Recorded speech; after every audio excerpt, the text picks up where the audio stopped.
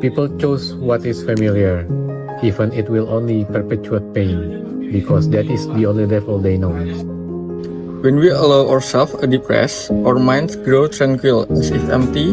When we must work, the tranquil mind awakens and gives birth to new thoughts.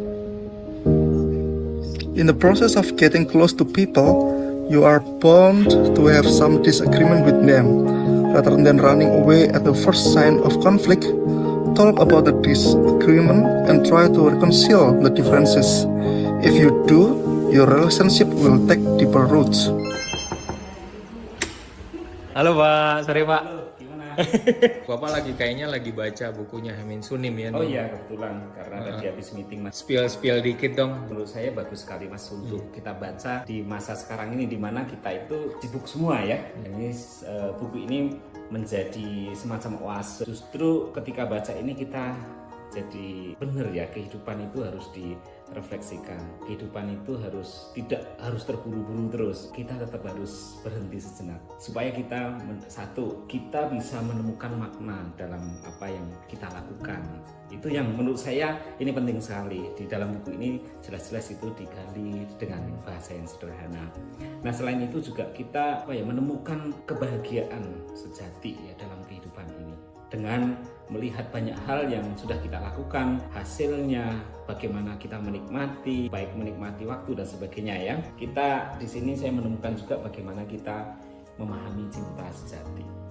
Cinta sejati itu bukan sesuatu yang kemudian datang tiba-tiba, bahwa kita perlu menyadari itu di dalam diri kita juga. Cinta sejati, bagaimana kita mencintai diri kita sendiri, bagaimana kita mencintai hal-hal sederhana yang kita lakukan. Bahkan saya mencintai waktu di mana antara meeting dan meeting lah, saya lupa, tapi kira-kira dia mengatakan begini, when you are stressed, it's best to rest. Nah, menurut saya ini sesuatu yang luar biasa. Kita istirahat itu bukan menghabiskan waktu. Thank you Pak, makasih loh. Sama-sama. Untuk spill tipisnya. Sama-sama itu. Sama sore. Sampai jumpa Pak. Hey book pals, here's my question of the day. What are you currently reading? Here's what I'm currently reading.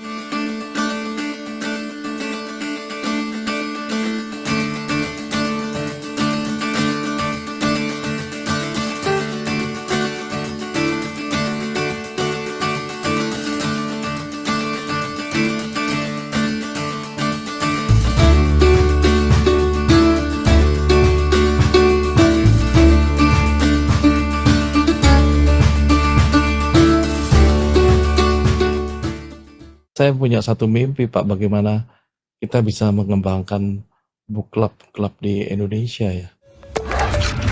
Inilah Endgame.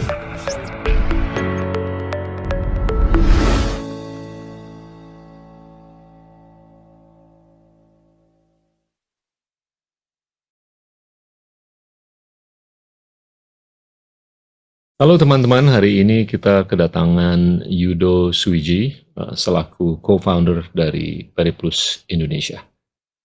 Mas Yudo, terima kasih bisa hadir di acara kita. Saya yang terima kasih, suatu kebanggaan buat kami, buat saya bisa hadir dalam Endgame, bisa ketemu dengan Pak Gita. Sungguh suatu kesempatan yang Amin. jarang sekali. Saya ini salah satu penggemar, pengunjung, dan konsumen di Periplus yang cukup setia selama puluhan tahun terakhir ini. Terima kasih Pak. Saya mau ada 130-an juta buku. Kalau kita minta masing-masing dari 280 juta manusia yang ada di Indonesia untuk baca setengah buku aja. Jadi 2 orang di Indonesia baca 1 buku. Udah habis Pak. Selesai kan? Selesai. Terus kita minta setiap orang di Indonesia untuk bercerita satu sama lain. Seluruh kebijaksanaan, seluruh wisdom, seluruh ilmu pengetahuan itu sudah terbaca. Ya kan? Dan oke lah, mungkin ada orang yang bisa baca setengah buku dalam 20 menit, tapi ada orang lain di Indonesia yang mungkin perlu 2 bulan. Nggak apa-apa, kita tunggu aja 6 bulan. Tapi kita targetkan dalam 6 bulan, seluruh warga, termasuk bayi di Indonesia, itu udah baca setengah buku. Oke lah, kita bisa simplifikasi yang dewasa, yang udah bisa baca buku, anggaplah 150. sampai 200 juta yang udah mampu baca, ya udah kita tugasin aja. Masing-masing baca 1 buku. Selesai tuh. Iya kan? Betul. Keren kan? Keren banget. Bagaimana Pak menggerakkannya ya? Dengan book club, saya sih saya di setuju. platform ini atau dimanapun kalau saya diberi kesempatan untuk berbicara, saya berupaya semaksimal mungkin untuk mengedepankan budaya baca buku. Mau digital atau non-digital terserah. Kalau saya, jujur, saya nggak bisa baca kalau nggak megang kertas. Jadi hanya bisa masuk otak kalau saya megang hard copies. Itu menarik tuh Pak. Saya udah coba Kindle berapa kali. Aduh, beda. Otak saya kayak slow down. Tapi kalau saya megang kertas kayaknya lebih jadi itu barang. Tapi memang banyak yang mengatakan feelingnya seperti Pak kita katakan berbeda. Kita berada di sepertiga buku atau di seperempat Betul. buku atau di akhir buku. Psikologinya beda. Psikologinya beda. Kalau di tablet kan dia cuma merasa Iya, sama aja di Iya. satu lembar ini. betul. Nah itu yang mengatakan kita akan lebih cepat membaca di Kindle atau di tablet dibandingkan dengan physical. Tapi apa yang terekam di memori kita itu akan lebih lama dan lebih teringat dalam buku-buku yang fisikal. Makanya buku fisik itu terus trennya membaik. Memang juga saya punya satu mimpi Pak, bagaimana kita bisa mengembangkan book club di Indonesia ya. Ya seperti kita lihat Oprah Winfrey. Ya bagaimana book clubnya itu luar biasa. Tapi memang itu perlu suatu kedisiplinan waktu, Ya. ketelatenan, dan ya keterbukaan juga. Itu juga menarik kalau kita bisa. Ya Periplus juga terbuka kalau ada yang ingin membuat book club, ayo kita kembangkan bersama. Beberapa tokoh nasional itu juga sudah, ayo kita bikin. Ada yang sudah memulai 1-2 kali, 1 bulan sekali saja. Tapi topik-topiknya kita juga harus lebih terbuka. Bukan hanya di marketing atau di manajemen aja. Tapi juga kita juga ngambil topik-topik yang lain. Saya kira ini juga salah satu trigger untuk membuat orang juga membaca dan juga membuat ya orang juga setelah membaca juga saya juga ingin menulis ya. Kayaknya saya juga bisa ini membuat seperti itu.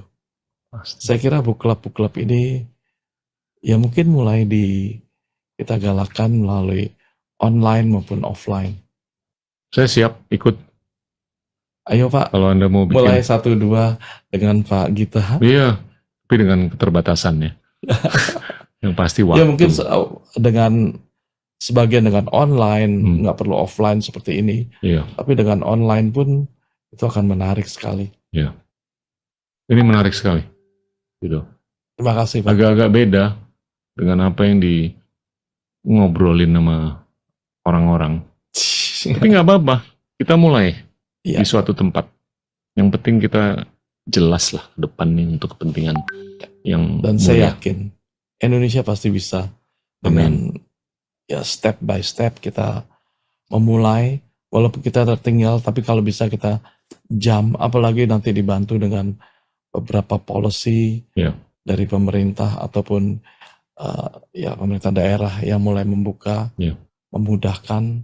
Teman-teman, itulah Yudo Suiji, co-founder dari Periplus Indonesia. Terima kasih. Inilah Endgame.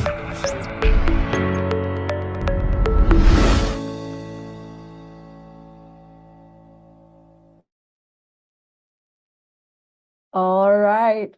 Good evening, everyone. Selamat malam. Selamat malam waktu Indonesia Barat. Good evening. Welcome to our special event today. My name is Rebecca, and I'm from the Endgame podcast, the clip that you've just seen before, where we made a book club together with Periplus, and it's called Game Changers. And I am honored here today to be your host for this exciting interview with the best-selling author, Haemin Sunim. So on behalf of the Periplus Bookstore team, we are thrilled to have you all join us for this insightful discussion about his newest book.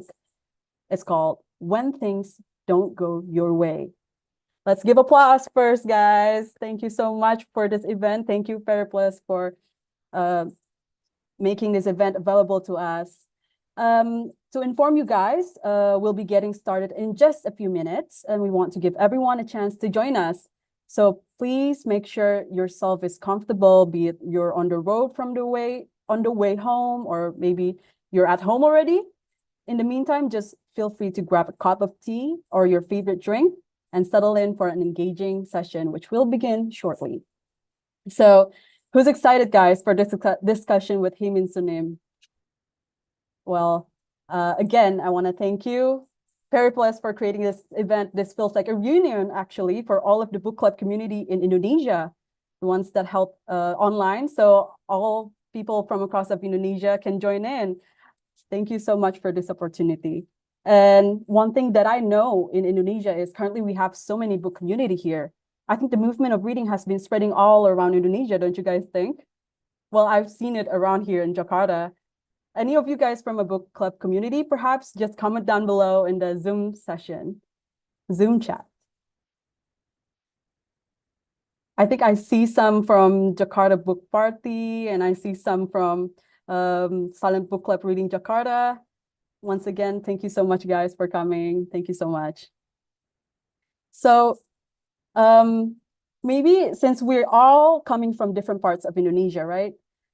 While we wait for a few more people to join in, feel free to say hello in the chat, guys. We would love to hear from you and where you're actually from joining us today. You can type your location in the chat box.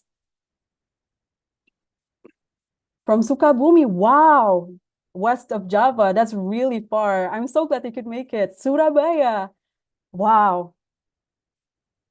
I am from Bogor, so that's really far. Even, well, we cross the border now. We go across the nation. That's really great. Jakarta, Jogja, it's really great, guys, to have all the Indonesian people and some friends from abroad. Hi, guys. Hi, guys. Okay, so before we begin, I'd like to give you guys a brief overview of today's format. We'll start this with a conversation with Haemin Sunim about his latest book and also his thoughts on various topics. And following that, we'll open the floor for a Q&A session where you can ask your questions directly to Mr. Haemin. So if you guys have a question for Mr. Haemin, you can type it into the question box at any time, and we'll get to as many questions as possible.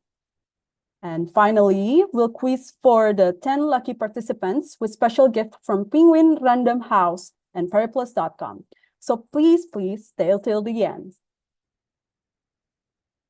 So I'm about to invite my friend from one of the book club community in Indonesia, and it's my pleasure to introduce our esteemed moderator for today's event, Hestia, the founder of Silent Book Club Jakarta and Duta Baca DKI Jakarta. Hestia has demonstrated a deep understanding of world of book and the personal development insights. Through her Goodreads account and also Instagram, Hestia is also very open in sharing her book recommendations. Please join me in welcoming Hestia Istiviani as our moderator. We look forward to a stimulating and engaging session under your guidance, Hestia. Thank you, Rebecca. Hi, good evening, everyone. Okay, so I saw many people come from various places in Indonesia, but also from another place, yeah. I heard several of you are from Philippines, and I guess some of you also asked, is it the real event with Haemin Sunim? Because I haven't seen Mr. Sunim yet. Please wait, yeah. So, welcome to today's special event. I am Hestia, and it's a pleasure to be your moderator for this exciting interview with the acclaimed best-selling author, Haemin Sunim. Thank you, Rebecca, for the warm introduction. You're welcome. For those of you who might be new to his work, Haemin Sunim is a renowned Buddhist teacher and author whose books have touched the hearts of millions worldwide. I found Haemin Sunim's teachings to be a source of great comfort and wisdom.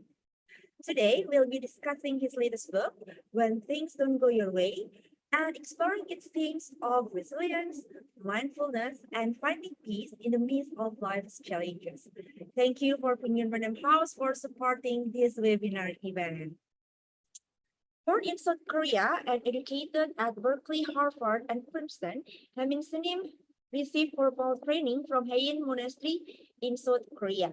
His first book, The Things You Can See Only When You Slow Down, has been translated into more than 35 languages and sold over 4 million copies. His second book, Love for Imperfect Things, was the #1 bestseller of 2016 in South Korea and become available in multiple languages in 2019. I have for your information, the 2 previous books from Mr. Haemin Sunim also already translated into Indonesia. And now we are hoping that not only in English, but soon when things don't go your way, also translated into Indonesia. All right, we are very excited to have Mr. Haemin Sunim with us today, and I'm really sure you all are too. So without any further ado, let's welcome Mr. Haemin Sunim to our virtual stage. Hello, 안녕하세요. 안녕하세요. Thank you so much for welcoming me. So wonderful to see you all. I'm very happy and honored to be here today. Thank you so much. It's really an honor to have you with us today. So I heard you're staying in Seoul. Is that true? Yes, I'm in Seoul right now. Oh, okay. So we have like in your place, it's 2 hours ahead than Jakarta. Yeah, it's already 8 p.m. Yes. Okay. So before I dive into our fruitful discussion,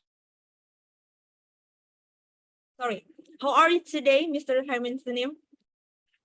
I'm very good. Thank you so much. The weather has been quite nice, although the monsoon season in Korea is just about to start. But it has been pretty, sunny and beautiful today.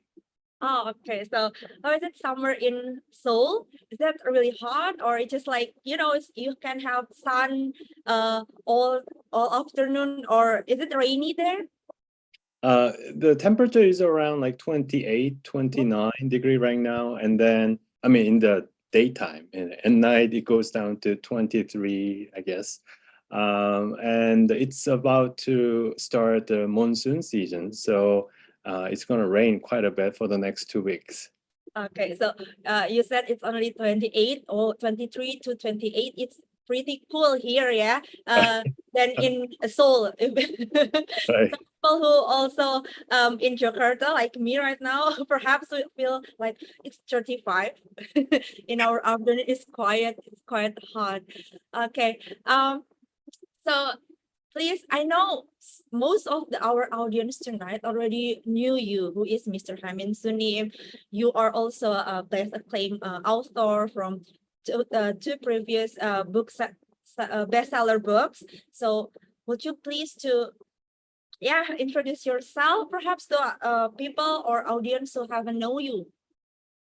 Hello, everyone, and thank you so much for coming to this webinar. It's such an honor, and I know that a number of people from Indonesia and Philippines and Thailand, they've been looking forward to this, and I was also very much looking forward to meeting you. It's such an honor.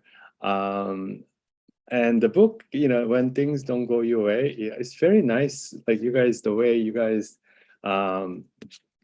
designed and the whole format. I wrote this book because we are going through a lot of difficulties, challenging time. Yes. Life can be extremely tough, and they are throwing all kinds of things at us, and sometimes we don't know how to handle this. Yes. So I was reflecting on my own experience, issues such as jealousy or anger and disappointments. And I tried to talk about how I, as a human being, work through those kind of difficult time. Maybe I can talk briefly about one of the chapters that is, why we are unhappy. Yes.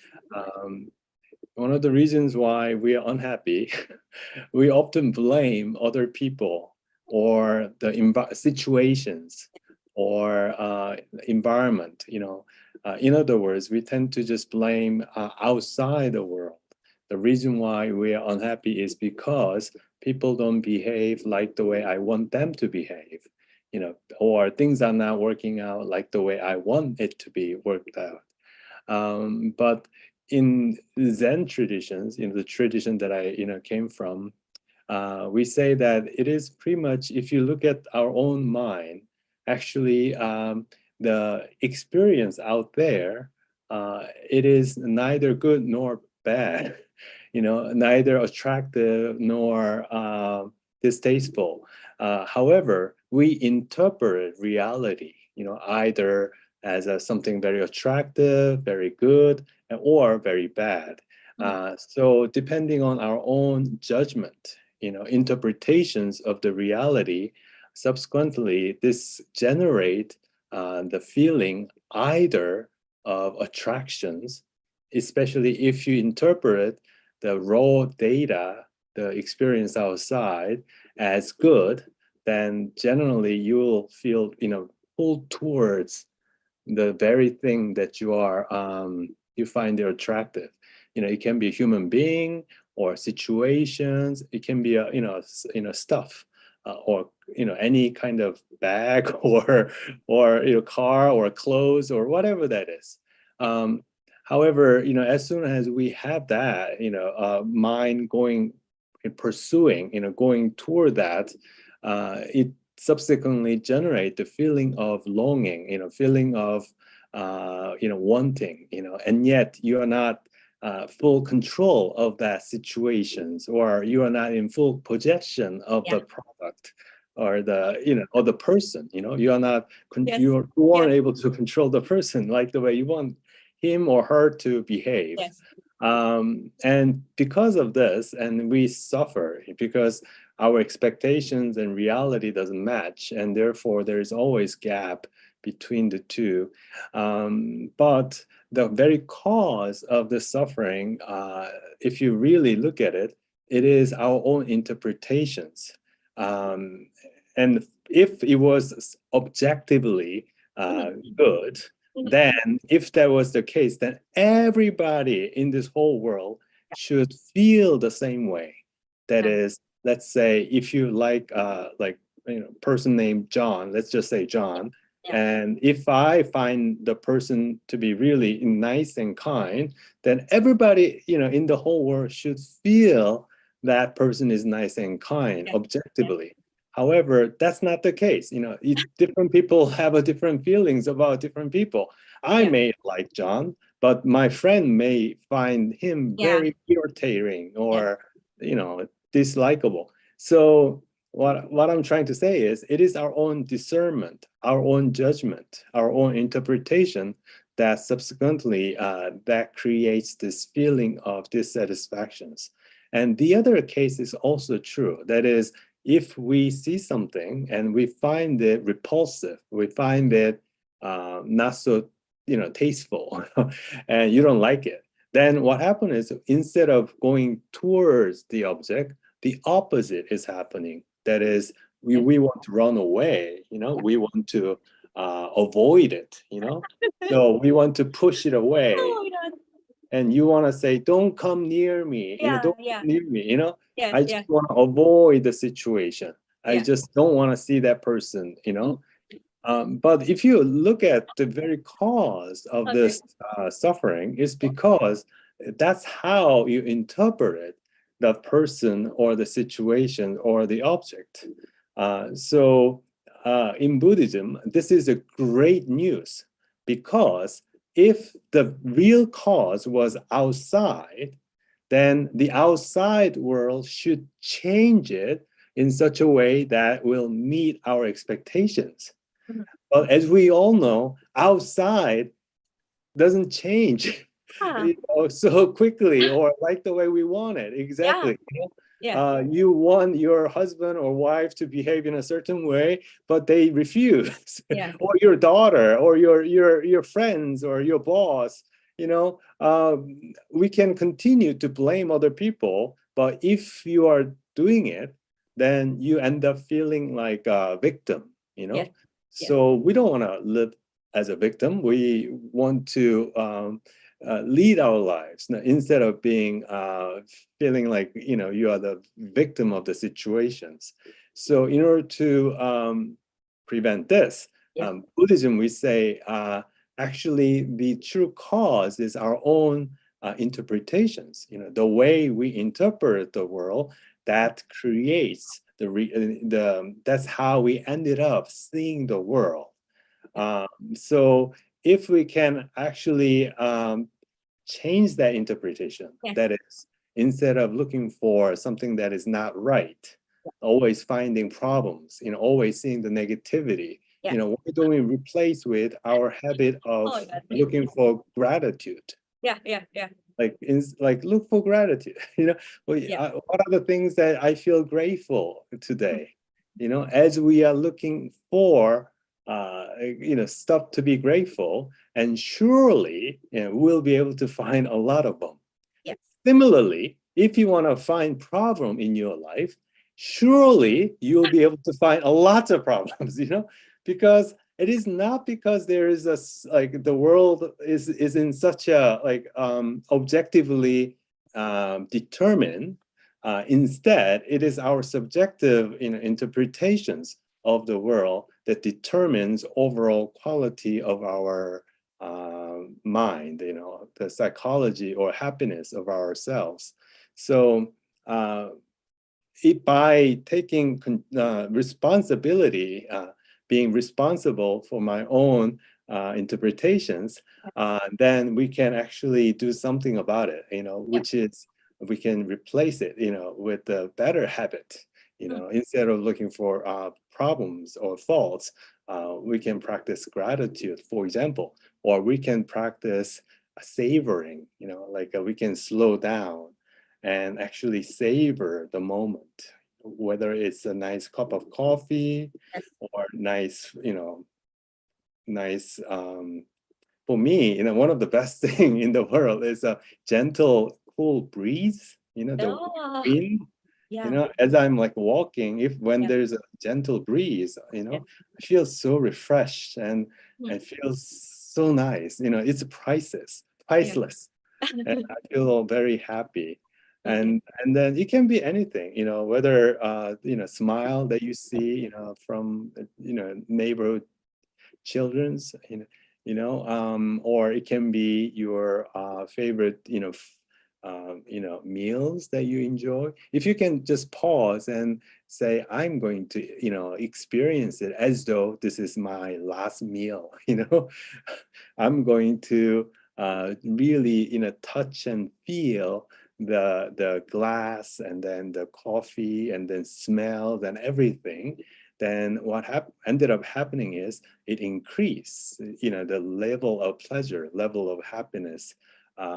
Otherwise, all those good things just pass us by, and yet we cannot actually appreciate them. So this ability to appreciation, I think it is also one of the key to our own happiness. So the practice of gratitude and then ability to appreciate what's in front of us rather than looking for what's missing, looking for what is wrong. And then maybe another thing is being kind. If we can practice kindness to other people, especially you can spend money for yourself, you can buy coffee for yourself versus, what if you take your close friend out and you buy coffee for your friend? It making other people happy surely make you happy. When we try to make ourselves happy, we may not, become happy. But if you are kind and you want other people to be happy, and if you bring something wonderful for other people, whether it's your family or your coworker or even strangers, and you just hold the door, for the, moms with the child, to pass through, or, say sincerely, how grateful you are for the service that you have received, from your, I don't know, like a, restaurant, waiter, or coffee shop barista, so this being really kind and helping other people surely increase the level of happiness. I can think of a couple others, but maybe I will just pause here, and then we can continue this conversation, or any other question you have, and I'll be happy to extend or elaborate more. Okay, so oh my God, you already gave a really brief about your latest book, When Things Don't Go Away. I already finished reading in actually several days ago, and I really feel like your personal story in your introduction, the first chapter before you start explain about the wisdom. It somehow hits me also because when some people attack me in the internet, sometimes you feel like, oh my God, some people just throwing harsh words to me, but they don't know what I face every day. Thank you so much for your brief description about your book. Now we are moving to our VIPs. So, Mr. Sunim, we also selected some of your book readers and some of public figures to ask questions directly to you. For the first is Chris from Less Journaling. She is also a bookstagram, and she has reviewed all three of your books. Please, Oh, Chris. thank you. Hi, Mr. Haemin Sunim. Thank you for writing this book. First of all, I've read so many self-help books, but your gentle and non-judgmental approach stands out for me. So I think your book is truly a comforting read, and I appreciate how you balance like useful self-help insights with the importance it's like you reminding us, or me specifically, the importance of taking care of my relationship with other people.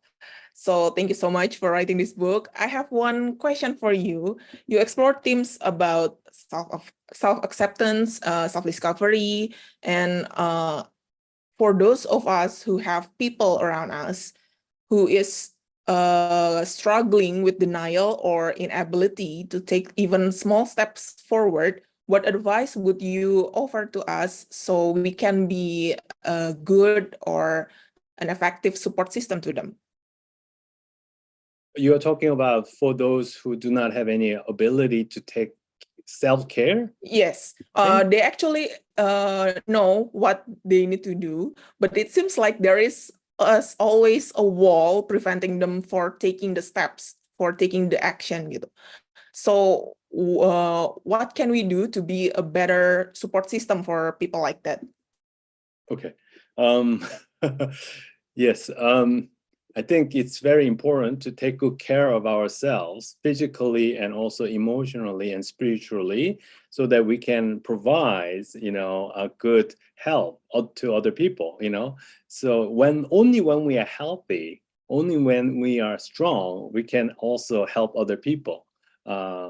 So I think it's essential, for us to take good care of ourselves.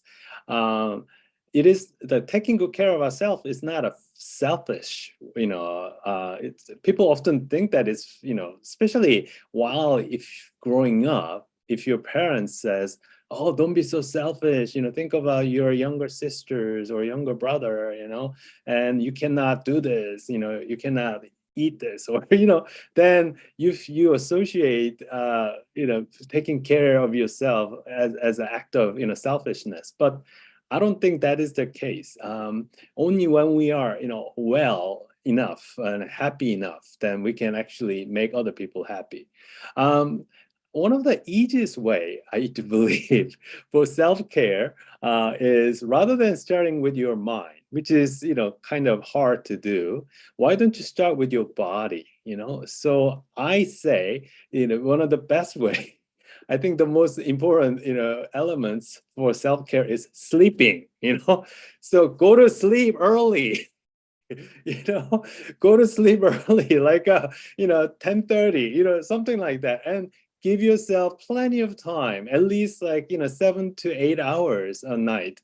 If you are sleeping only 6 hours as opposed to 7 hours, then there is a higher chance to feel easily irritated. You'll feel very easily irritated, and you will there's a study says that you will start eating, snacking, all this unhealthy food, and you will make a decision that is maybe not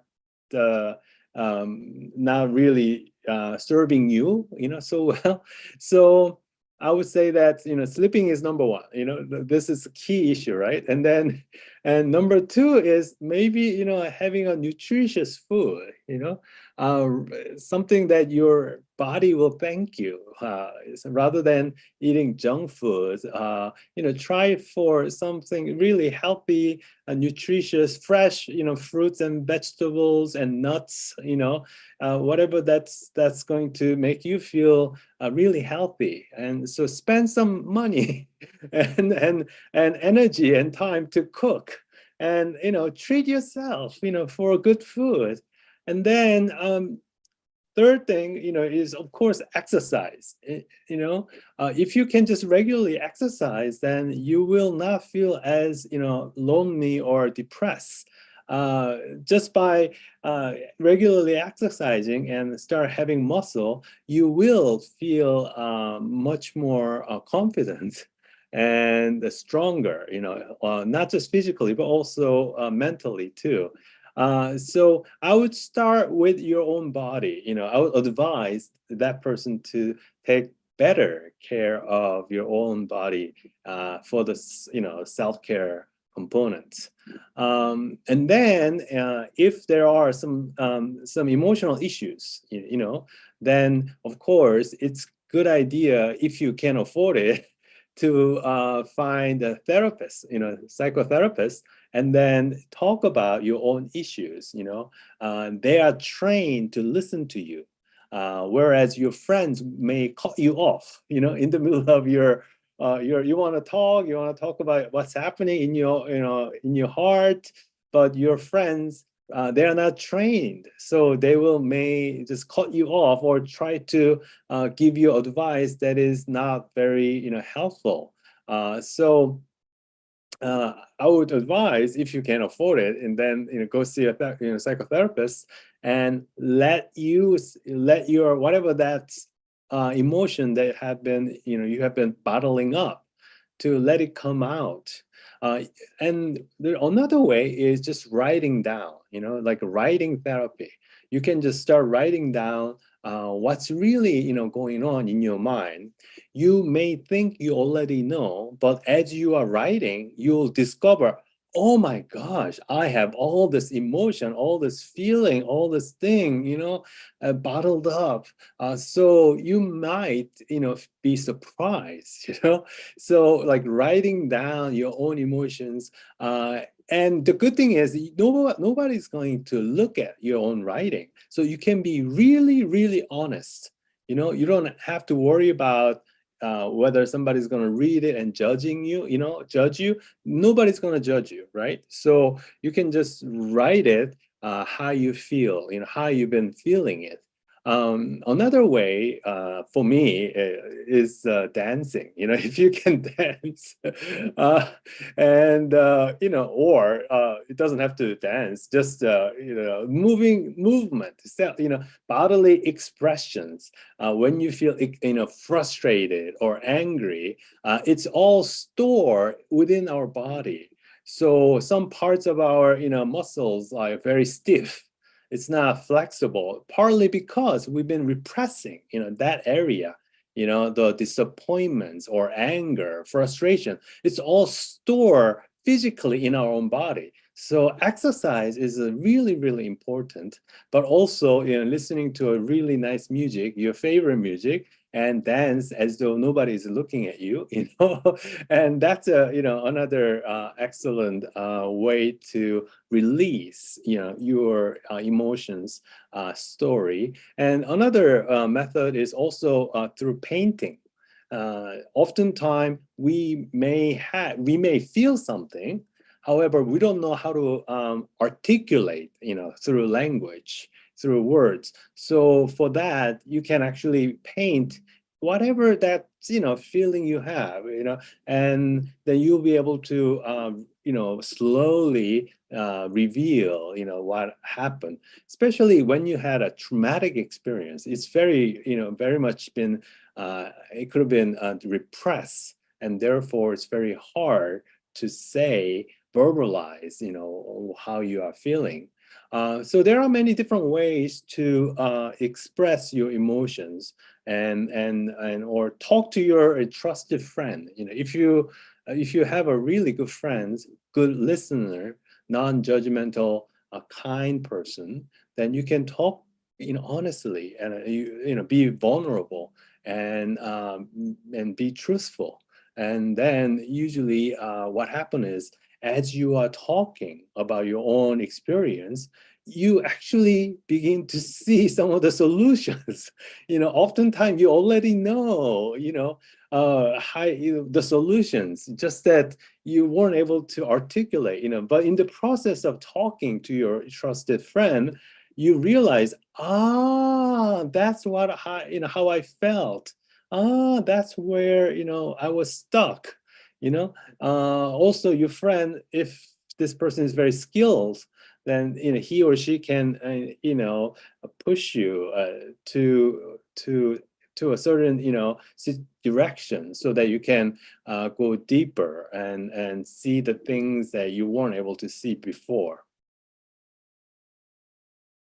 Thank you so much, Mr. Haemin Sunim. I didn't see the dancing part is coming. Nice advice. Thank you. Okay, thank you, Grace, for your question. Next up, we have Jemima from Suddenly English, English Club Community from Belajar Lagi. So please, Mima, you can ask your question directly to Mr. Haemin Sunim. Okay, good afternoon, Mr. Sunim. Good afternoon. Really sorry for the noise.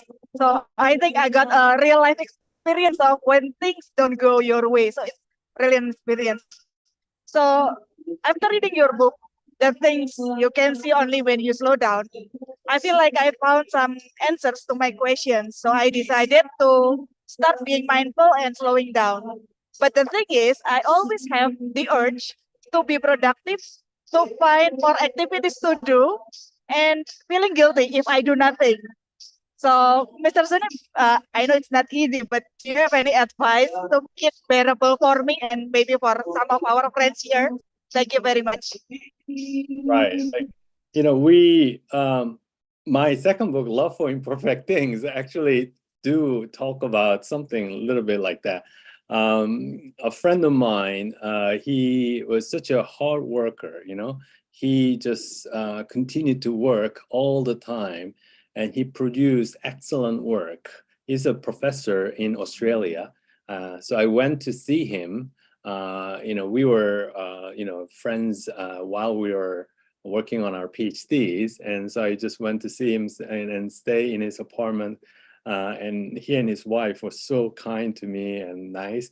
But I think, his wife also mentioned that he's overworking. He doesn't take good care of his body, or sometimes doesn't, go out or spend quality time with his partner or family, So I would say that, the question is, why am I feeling this way? Why is that I feel if I'm not, productive, why do I feel guilty?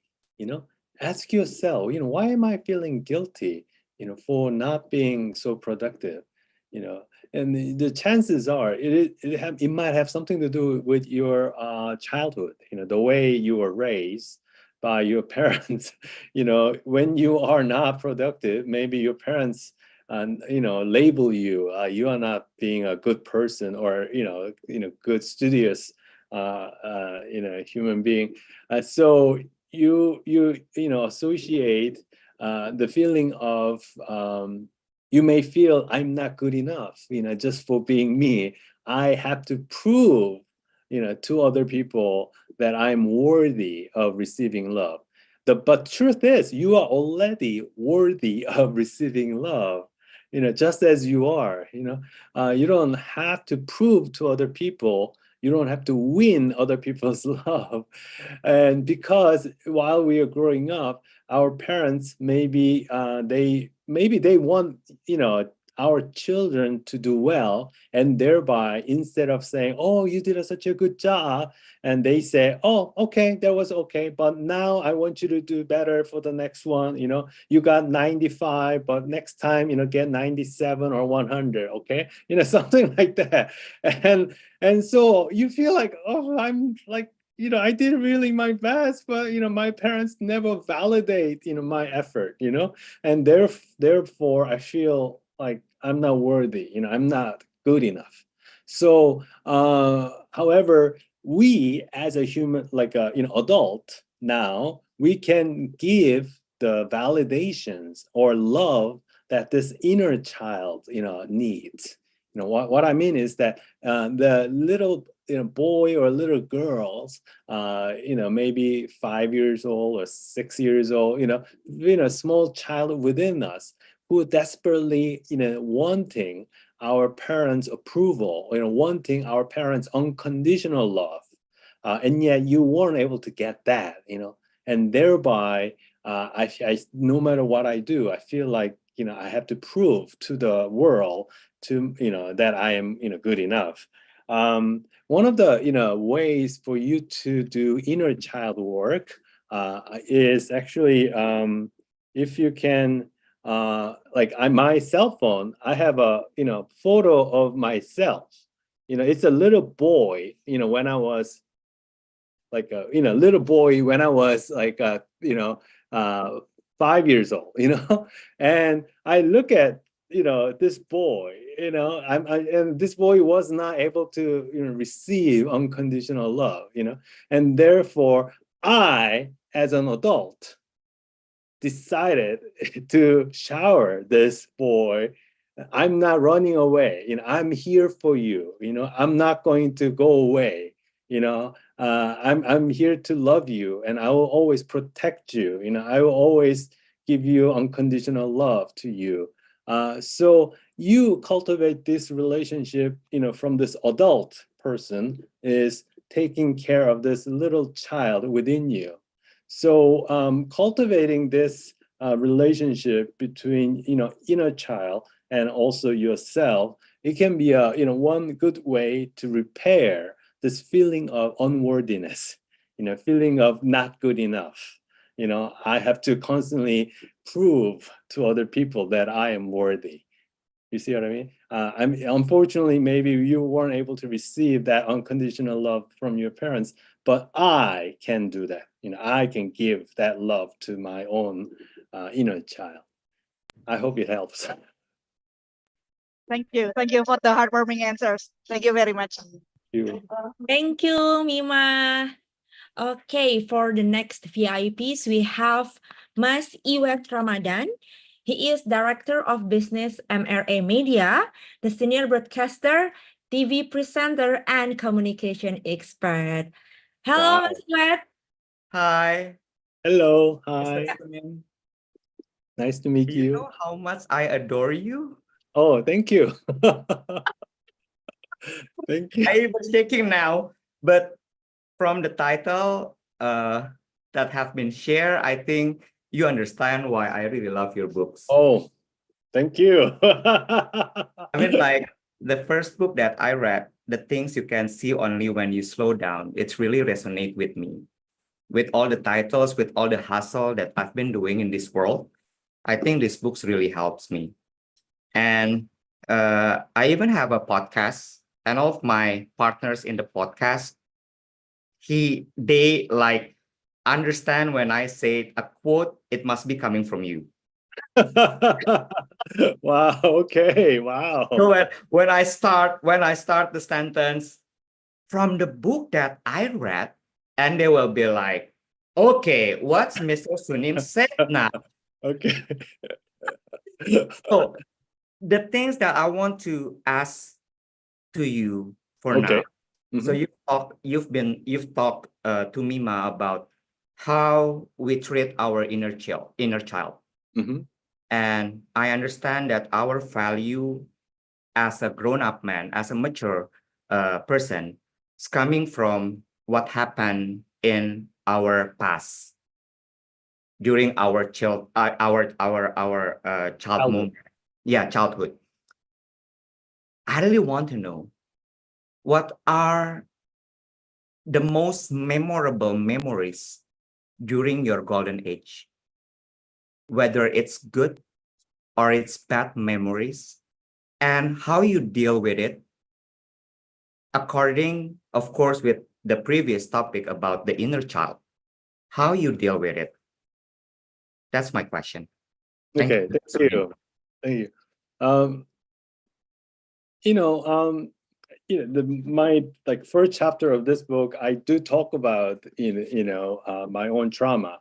That is, as I was working on my own issues, some of the traumatic experience that I had as a child, I completely forgot about it, but it surfaced. That is, I lost my mom in a big open market, and Yeah. so I was very young.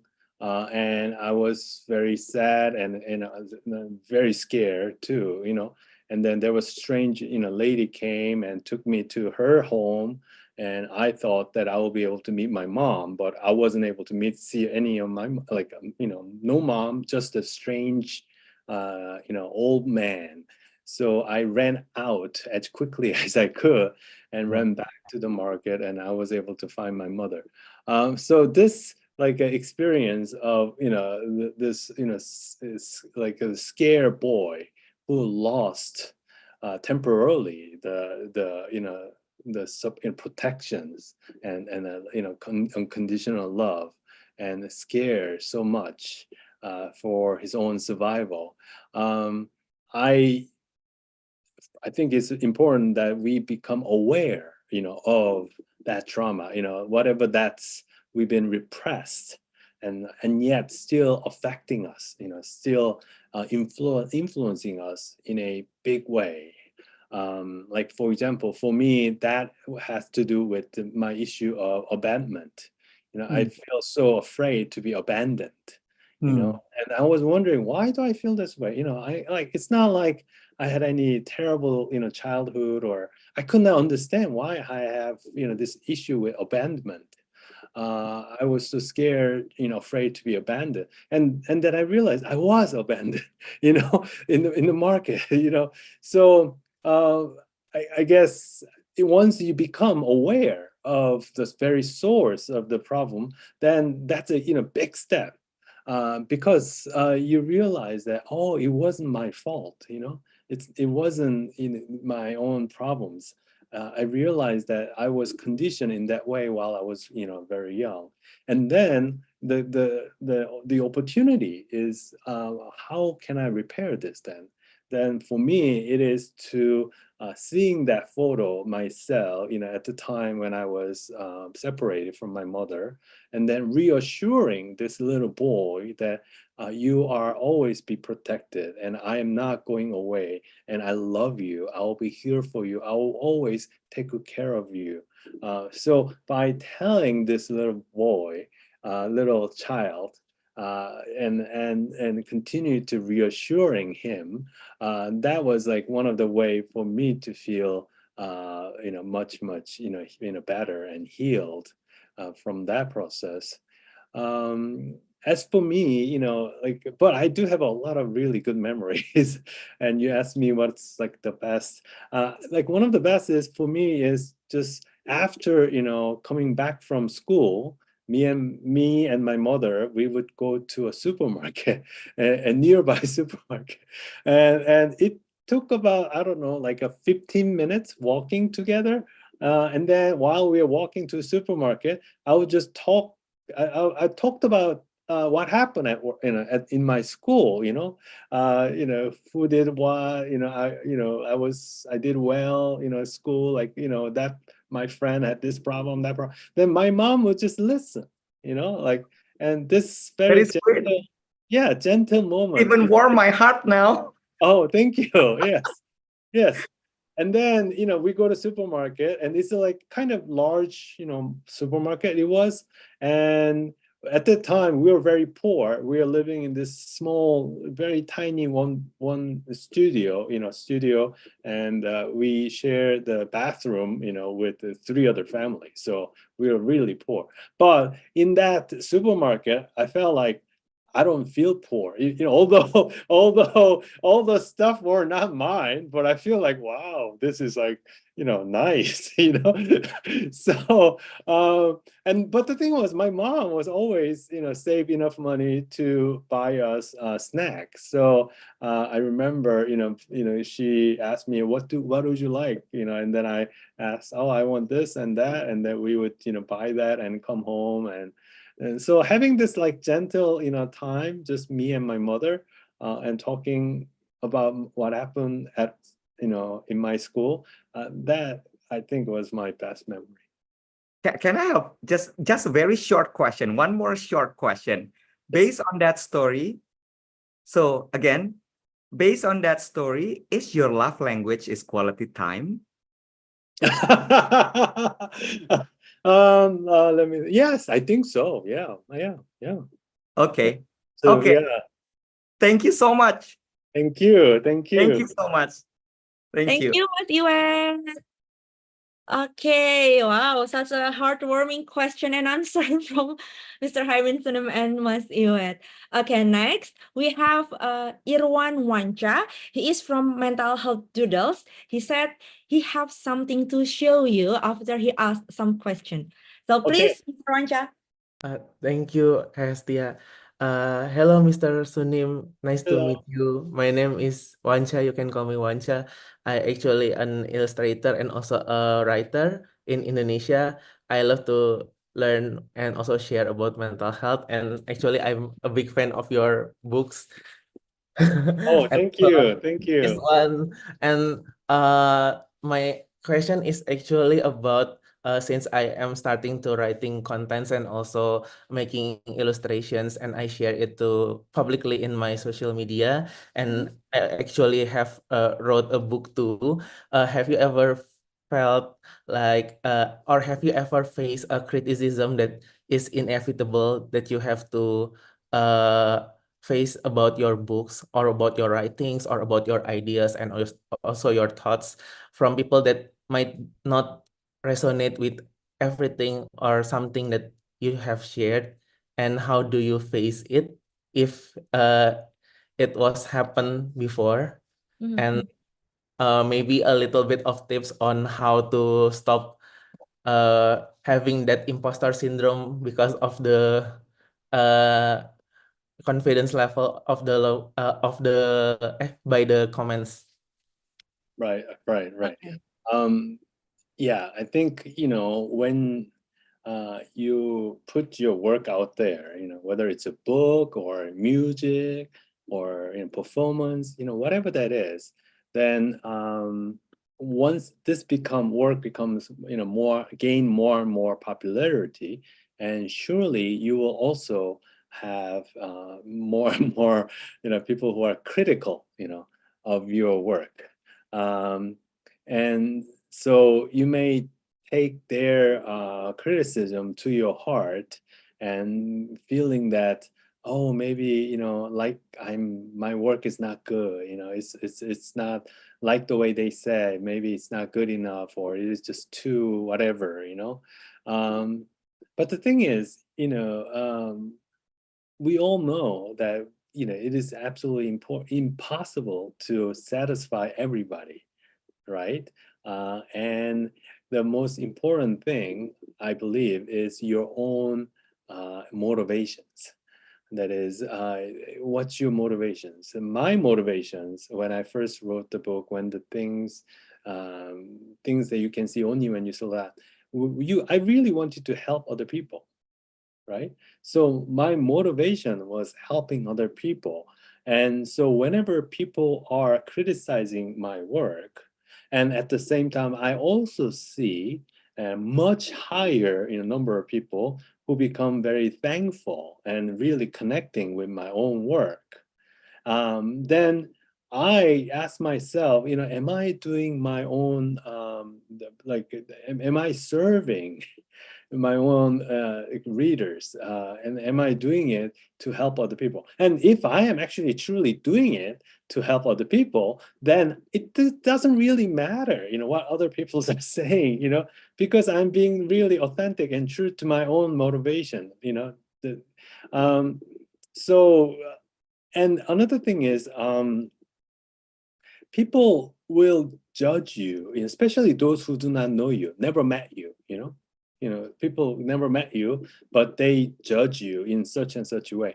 That has a lot more to do with their state of mind than your own work.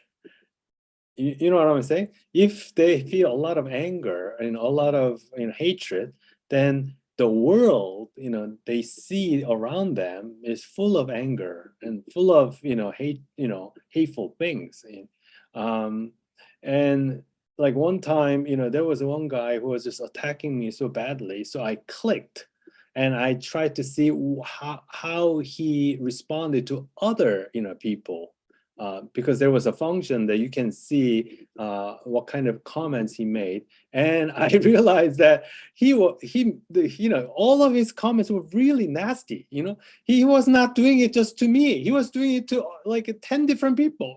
10 different famous people. Like he was just being nasty, like really terrible, finding faults in this person, that person, that person, and I realized, oh, that has nothing to do with me, it has everything to do with his own state of mind right now. You see, so you don't have to take things personally, at all. And just check in with your own motivation. Why am I doing this? Am I trying to benefit other people? And if it is, and if you are actually doing it, then continue, be true to your own motivations and continue to work. I was told that according to Western psychology, we tend to when other people are doing something wrong, then we blame that person's for their own what's the word, integrity. That they're like let's say I throw away trash or something like that, then I would say, if I saw somebody, throwing away trash in the middle of street, then I will say that person is terrible. We think that person has some problem. But if we are throwing, some trash away, and we say, "Oh, I'm not a bad person. I'm just in a hurry. I don't have a time to look for trash can." So in other words, we tend to forgive ourselves and looking at put it in a context base, whereas for other people, we think that is who they are. We think of them in terms of their own character. So this is another fallacy, psychological fallacy. So rather than we just jump and quick to judge other people, the bigger question is, what kind of experience or what kind of situation is this person in, which creates that kind of behavior? We try to understand where that person is coming from. So when we understand other people, lo and behold, it is we feel who much better. We become more peaceful and more forgiving, rather than holding grudges and feeling like a victim.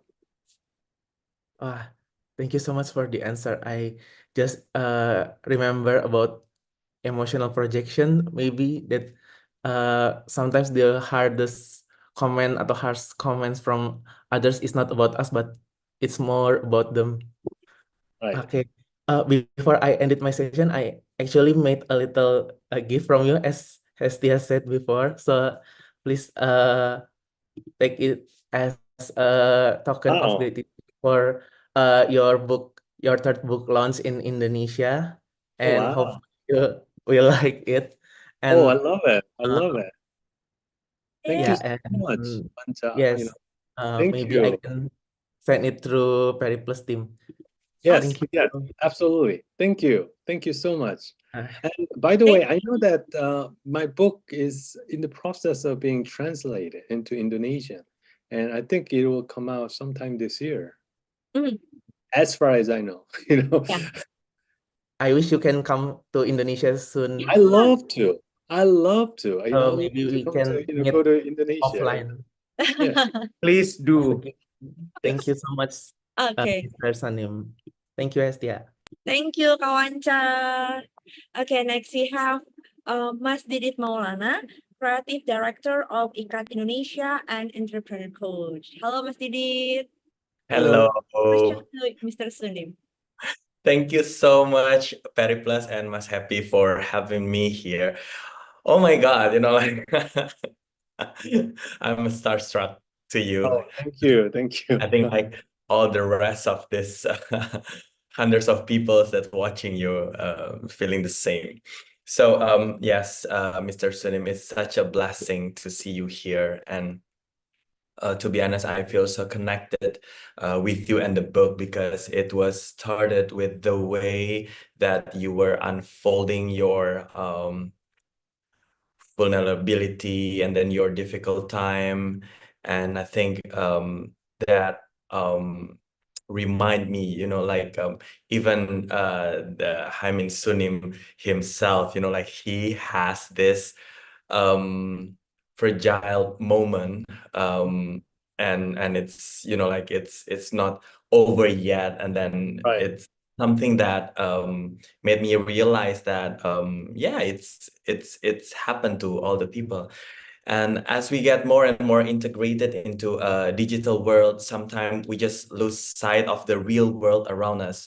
And living with the remote control that we have in our hand, we start to be anxious when things don't go our way.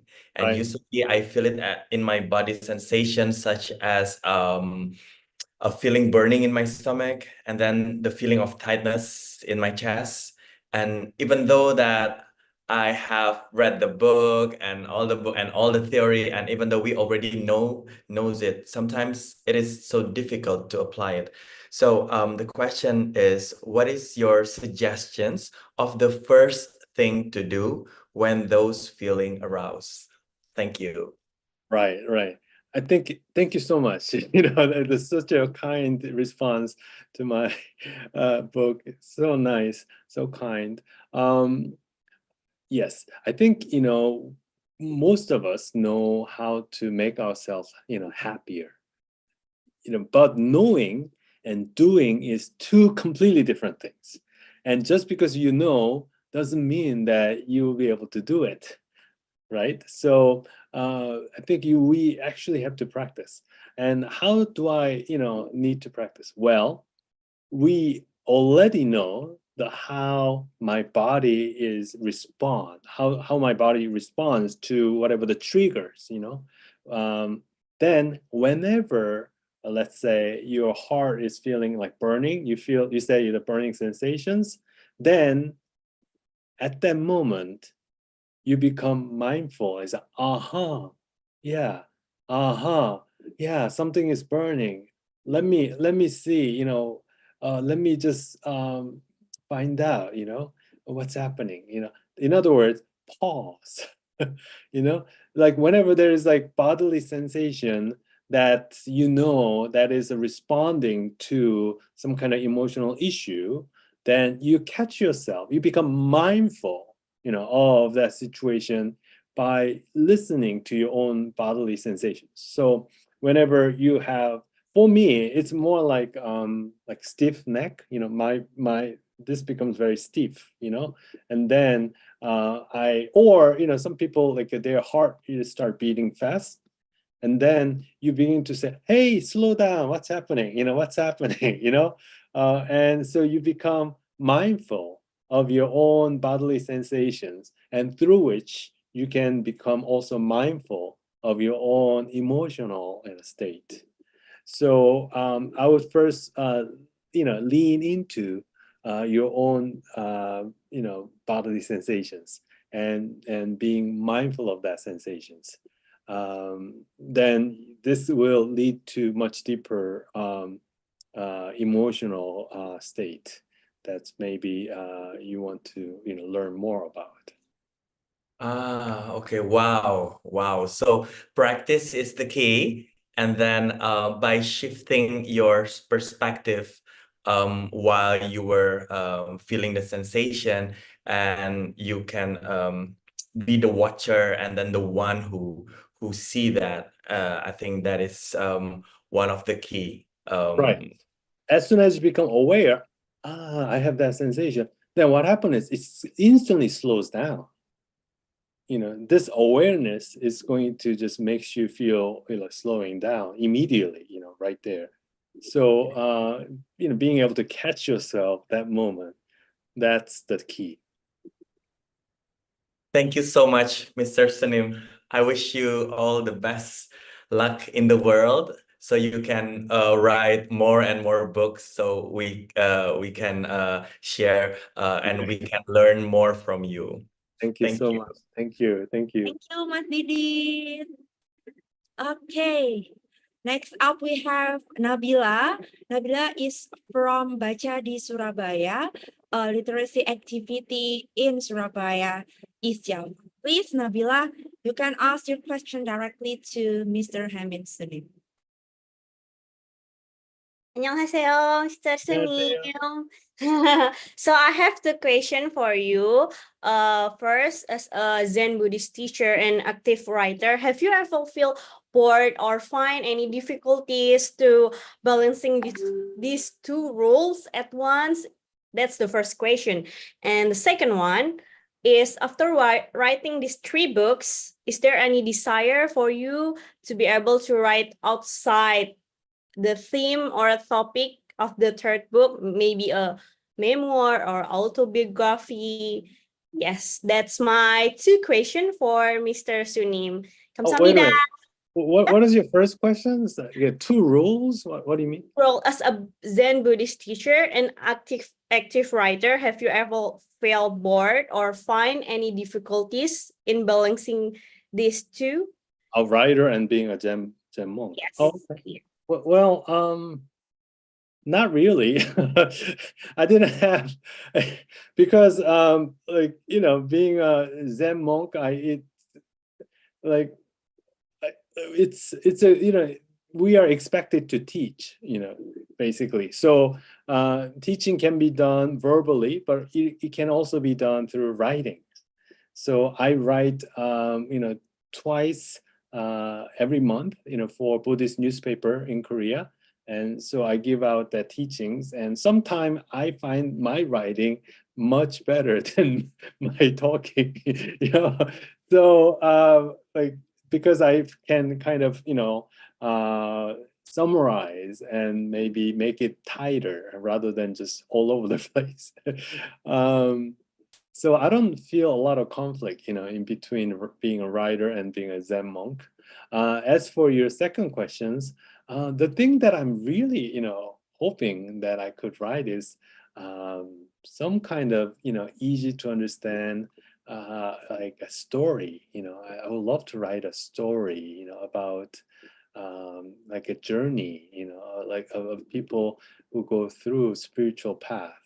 I think, regardless of your own religious background, we are all, spiritual in some way, and we look for, whether it's God, or Allah, or Buddha, or Krishna, or whatever that is, the ultimate, and we look for it, and yet maybe oftentimes what we have been looking for is very thing that's been waiting to be discovered at home, so to speak. So I would love to write a book, something like Alchemist, to be honest, or writing a book like Little Prince, something. I would love to write a book, something like that. And so yeah, that would be my my future goals. Okay, thank you, Mr. Sunim. Looking forward for your idea. And yeah, 감사합니다. Yeah. Okay. Next we still have two VIPs, yeah, Mr. Sunim. So next we have Kania Mega from Jakarta Book Party. Jakarta Book Party also one of the biggest book club in Indonesia. Thank Please, you. Kania. Yeah, thank you. Hi, Mr. Sunim. It's such an honor for me to be here with you, and thank you, Periplas and Kahestia. So basically, I have read cover to cover for your books with many notes because it's very resonated with me. And you. I want to thank you for being very honest and show your vulnerability. And that's what makes this book very relatable for me, and I believe to many people as well.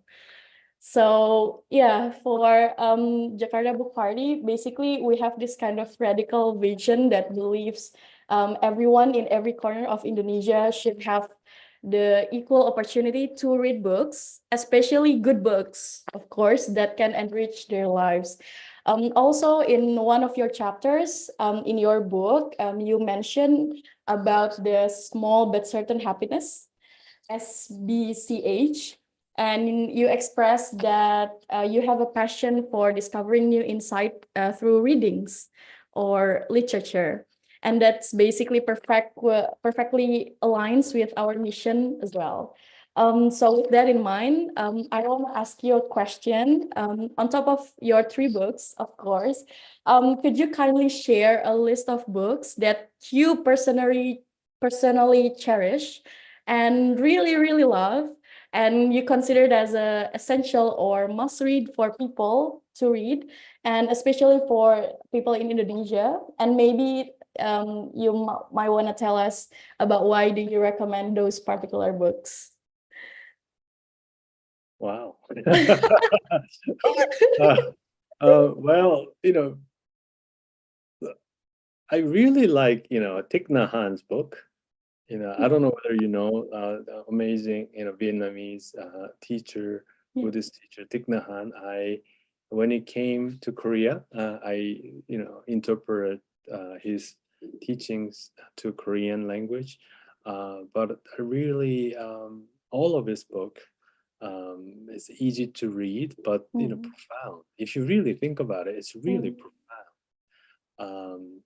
Like, for example, he talks about do the walking meditation as though your feet is, kissing the earth. We are like walking, but rather than feeling, just walk, randomly without much, without any, feeling. See if you are kissing your Mother Earth, and then you're walking. And his idea of interbeing, how we are, interconnected. Nobody is isolated. Nobody is completely independent. We are very much living in this web of the whole interconnected, world. So, any book by him, I would highly recommend. And then, like one of my, my favorite, American Buddhist author, her book is Radical Acceptance. It's like I used it for my Buddhism class when I was professor in the US. I really Tara Brach, that's the author name. She's a very well-known American Buddhist teacher. I really respect her, and I gave a talk in her own community in Washington DC. And so that's the one book that I would highly recommend, because she used to be psychotherapist, and she's also a great Buddhist teachers. So for me, that's another excellent example where rather than making Buddhist teachings very dry. Buddhist teaching can be very dry and difficult to understand.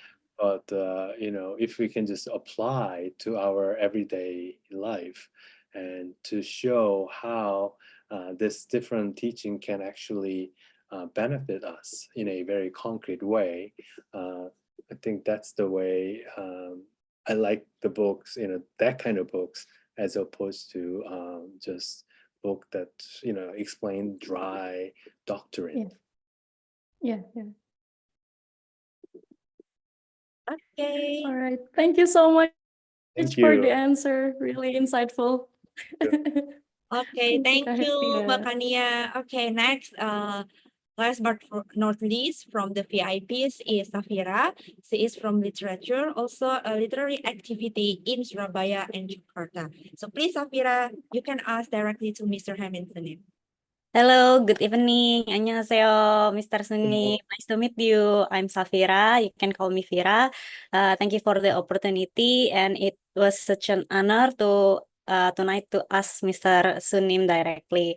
So I often find out that most of the people I met in my circle feel unhappy about the situations that I have, they have, such as continuing to feel lacking and not feeling satisfied with all our achievement, and sometimes comparing them with the achievement of other people. My questions is, how would you describe the relationship between accepting circumstances and achieving happiness in everyday life? Yes, this is excellent questions. A lot of people are suffering, from precisely this, situation, especially with the rise of, social media. We always compare ourselves with our friends or the, okay. So the happiness is not a absolute term, it is always relative. What I mean is that if we can just compare, ourselves with let's say Indonesia like 500 years ago or 1,000 years ago, right now is the best, right? It's like you have the best the medical system compared to 500 years ago, or things are a lot better, right? However, we don't necessarily feel happier than our parents' generations or grandparents' generations, although things are much better 100 years ago. It is because we compare ourselves to other people, and then we assess, am I happy or not happy? So the reference point, this person, whoever we compare it to, if we are comparing ourselves with somebody who's doing much better than us, then of course I don't find my situation acceptable, or actually I feel very unhappy or even depressed. But if we are comparing ourselves with somebody who's less fortunate, then we feel like, oh, maybe I'm not that bad, But the thing is, we rarely do this. We always compare with somebody who is doing a lot better, as opposed to somebody who's not doing better, right? So because of this tendency to compare ourselves with somebody who's doing a lot better than us, of course we're gonna feel horrible afterwards. One time, I think I talked about this in my book, I put up the photo of me in Canadian Rocky, and I was, climbing. I spent like 5 hours just trying to get to that top. And then while going up to the top, there were a lot of flies, a lot of bugs. A lot of bugs and flies, always like, So for 5 hours, I have to do this, like continuously walk like this, like this, and for 5 hours. And then I got to that beautiful spot, and I was hungry. I was really hungry, and I already ate the whole chocolate bars, and like an apple. I ate them all. So I was like really hungry and thirsty, and yet I was like smiling. If you look at the photo, I look incredibly happy, right? And then anybody who saw that photo from my own social media, then they would say, "Oh my God, this person is having such a fantastic life, and I am here just sitting in my own hole. I feel horrible. I'm not doing it well." Well, the thing is, you don't know. Whoever has this wonderful, perfect, photo, in reality, maybe they are showing only the good parts, right? They are not showing the bad part, difficult part, challenging parts. So, but funny thing is, nowadays, did you know that anybody who watch more television, they tend to feel worse, about themselves, if you watch one more hour, than other people, then you feel actually worse, because we even compare ourselves to like unrealistic people, like Kim Kardashian, or some like Beyonce, or like somebody outrageously smart and rich and famous and successful, even though we watch them and we know that their life is very different from ourselves, but somehow we kind of like compare. You see what I mean? Anybody who looks at the fashion magazines, they tend to have their self-esteem going down after looking at the fashion magazine. Do you know that? Because we compare our own body with the model, professionally photographed, and then I'm sure it's a heavily modified photo, but we are comparing ourselves with that. So rather than constantly comparing ourselves with other people, I think one of the better way to make ourselves happier is, as I say, gratitude. Look for things to be grateful. One great way is to texting to yourself. If you're using WhatsApp, you can actually text to yourself, and so whenever you feel grateful, just write it down, text to yourself. It can be up to 3 or 5 things, each day. And what happened is, during the daytime, rather than we automatically look for something that is not right, something that is problematic,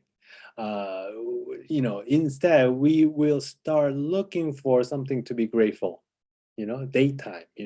So this shift of looking for problem to looking for gratitude, this can increase our happiness level quite a bit, and it allows us to feel much more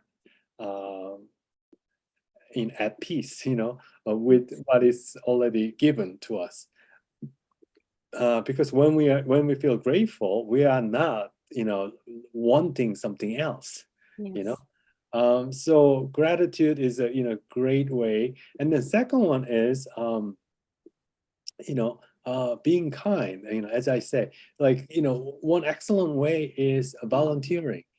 Every Tuesday, for me, Tuesday, like 5 p.m., I always go to the there's a place where I can help feeding homeless, the free Okay. food. I volunteer, and after working, I always feel a lot better. I feel Yeah. like my life has a meanings. I feel like while I'm giving the food to them, I wish them well. As I'm giving the food to them, this becomes my spiritual practice. I want them to be protected. I want them to be feel happier. I want them to be loved. So this sincere desire for them to feel better, this becomes what happened. This becomes your wish. It is your mind that wishing them to be happy. So while you're doing it, your mind becomes very positive and very loving and very kind. And because of it, you feel so much better, and you feel connected, with those people around them.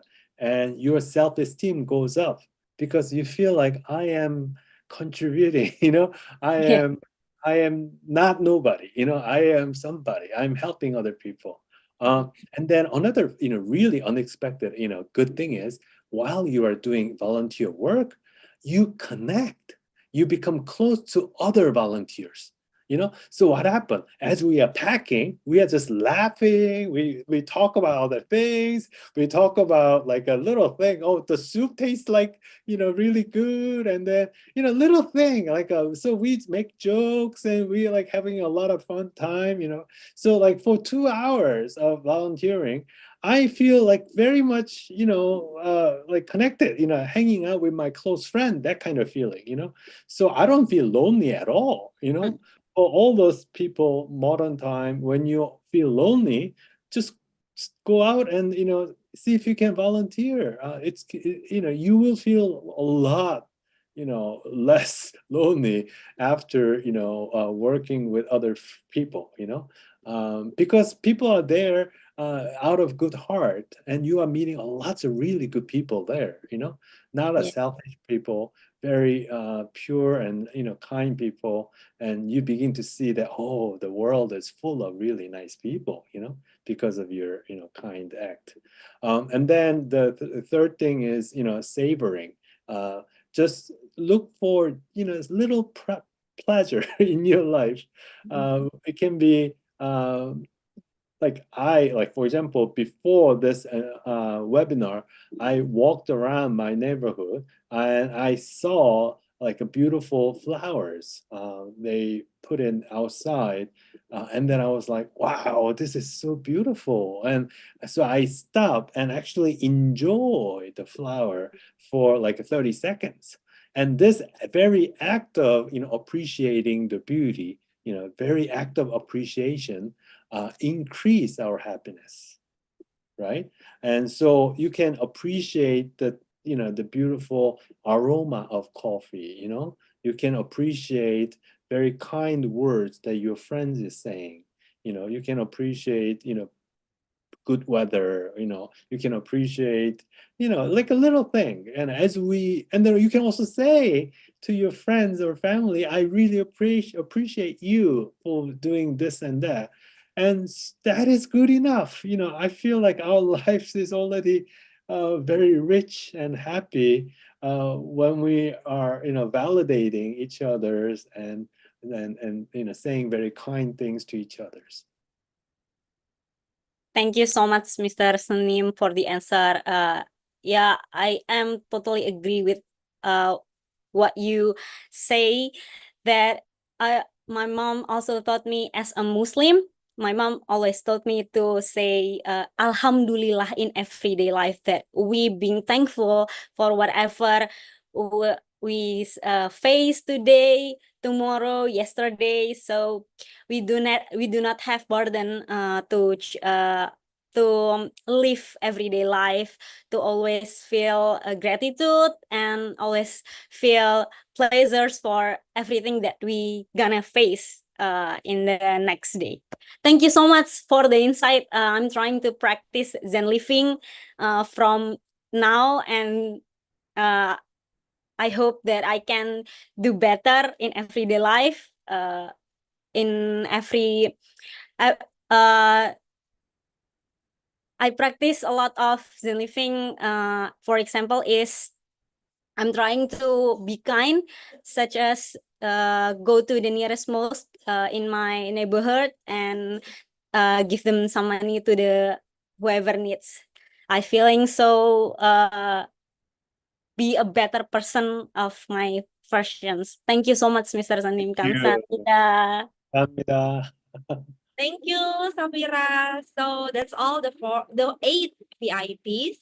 Now we'd like to open the floor to our audience for a Q&A session. I will read some questions that have been listed and chosen by the Caritas team. Let's start with, okay, so this is from Monica Wijaya from Jakarta. She asked, okay, how can we become wiser and more stable in terms of our perceptions and emotions when facing obstacles and dealing with the hurtful actions of others? What kind of practices should we make a habit besides practicing gratitude and spreading kindness? I think mindfulness, mindfulness is the key. That is, when we are suffering, when emotionally we are like suffering, then it makes us pause and we become reflective very naturally. We become very, reflective. When we are just, happy, we don't, pause and become reflective, we just enjoy whatever that is, happy thing is happening. But when things gets really tough and you are really stressed or angry or frustrated, then it makes you pause and then become reflective. Oh, what's happening? What's happening? Oh, what's happening? This very act of, what's happening, you try to become mindful, of the situations. So, what is mindfulness? Mindfulness is non-judgmental witnessing, so to speak. You're witnessing your own thoughts or your own emotion without judgments, without identifications. That is, if a thought arises and you become, aha, that thought arises, rather than saying, continuing feeding the thoughts and then making more and more thoughts, like for example, maybe I am not good enough, that thought arise, and then or maybe my friend does not like me, and then you say, oh yes, of course they don't like me, nobody likes me, I'm everybody hates me, like rather than feeding that thought, you become the, aha, I have this thought, as soon as you become mindful of that thought without, judging the thoughts. That is, oh, like, it's terrible that I have thought, this kind of judgment, I must be really awful, that kind of judgment. No judgment, okay?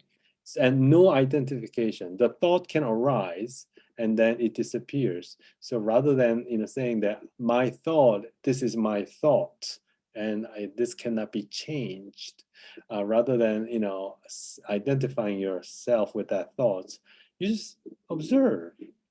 Then aha, that thought arises, and then you realize how that thought is also generating emotions, especially in your body, or which part of your body is reacting because of those thoughts.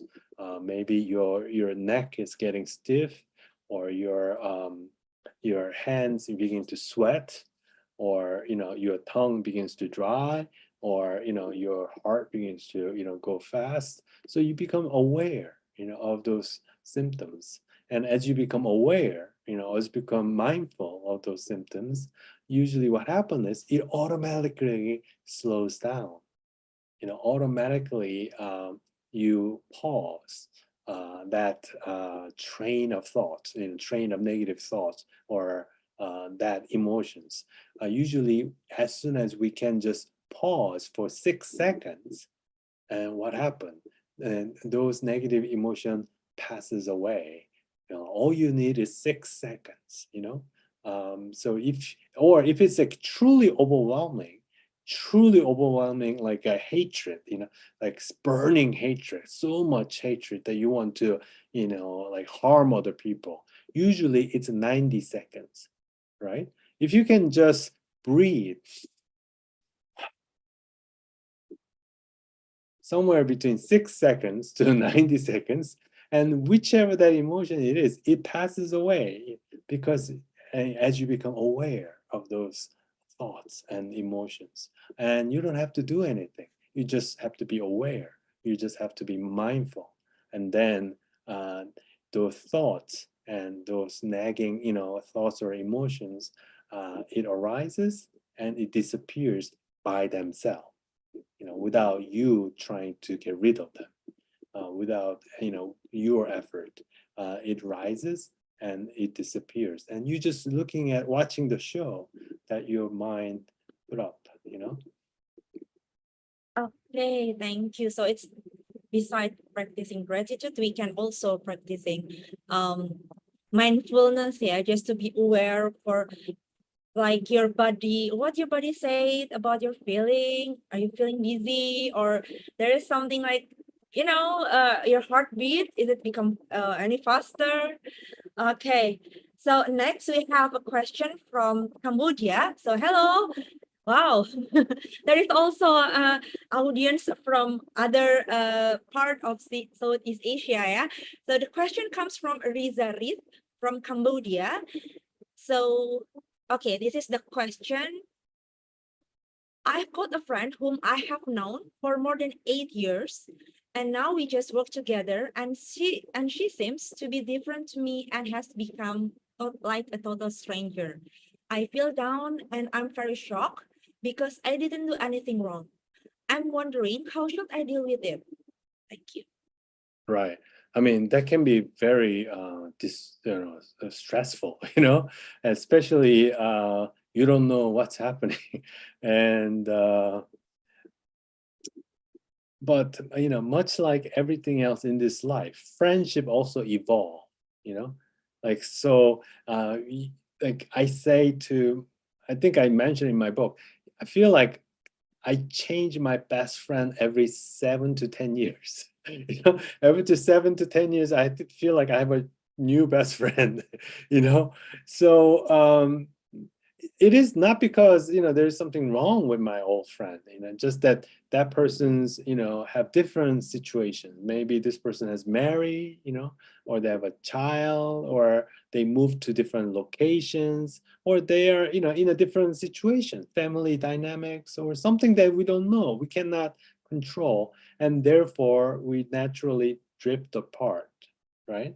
So this is very normal, like a changing dynamic of our friendships, because that person is also evolving, developing, and changing their life situation, and I also developing and evolving, and we are different person in 5 or 10 years later. We are doing maybe different job or something, and so don't be so hurt because you used to be really close and now it's not as close, and instead think about new friends you gain. Maybe when the Allah or Buddha, one door is closed and another door opens, so usually what happens is maybe you lost the friendship, but you ended up actually gaining new friend, so you can be appreciative of your new friend. And then if the person for some reason is you have to continue to see them at work and they are behaving in a different way, then maybe if you are suspecting that they might feel something, because of what I said or how I behave, and they might have disappointed or become angry. It's just that they were not able to express to me, and so they become very passive aggressive. That is, rather than telling them, I was disappointed in your words, that person becomes like give you a silent, treatment, right? They stop talking to you or doesn't respond in a positive way like the way you used to, then maybe you can just write a very kind letter, if you want. That is, we've been really good friends, and I really reminiscing about all the wonderful things that we did together, and at the same time I noticed that things are not the same. Is it just my imaginations, or it is something that I've done to cause you to feel in this way? If that is the case, can we actually talk about this? So you can ask what's really happening by writing a letter, because if you just talk to them just directly, maybe the response might not be as favorable. They might become very defensive. So just be very write a very kind letter asking what's happening between us. And if that person continue to ignore that, then that's his problem, that's that person's problem. You did everything you could, basically, right? So, yeah. Okay, so in modern days, there is a terminology for that kind of question, yeah, from Riza Riz. It's called friendship broke up. So when suddenly you just part away, drift apart, and you don't know what happened between you two, you just feels like, okay, what happened with my best friend? Why she or he doesn't text me anymore, doesn't call me anymore? So yeah, from all that you have said, Mr. Sunim, sometimes when we have tried to approach them with kindness, ask them directly, and perhaps write a letter, yeah, but he or she just don't care, so it's not our problem. Okay, next we have question from Widya Amarupita from Bandung. Based on chapter 5 narratives from your latest book, I recognize that my two me's inside of me I recognize that my two me's inside of a me scale is heavier on the me of other side of my entire life. I've reached my 30s now and always feel anxious and indecisive at the most moments. What kind of practice can we do, or how do we get a happy balance between those two? So in this case, me on me is stronger, right? Me, not the me of others, right? So the thing is, if the me on me is very strong, then what ended up happening is you will feel very lonely. Like you don't have a whole lot of friends, or like you were able to make some of the friends initially, and then slowly they are disappearing, because they feel that whenever they are hanging out with you, you are only caring about what you want and not considering what other friends are wanting and needing.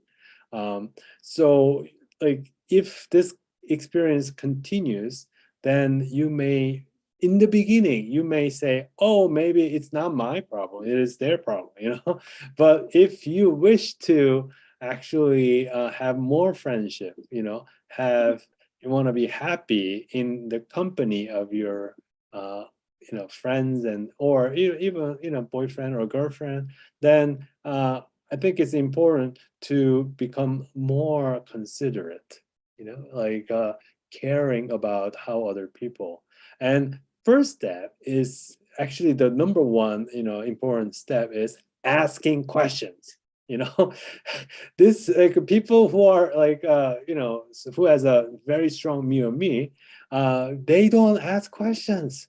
They just want to talk about themselves. But the thing is, you have to be curious about your friends. You have to be curious about your boyfriend or girlfriend, what's happening to them. This curiosity is actually love. It's a form of love.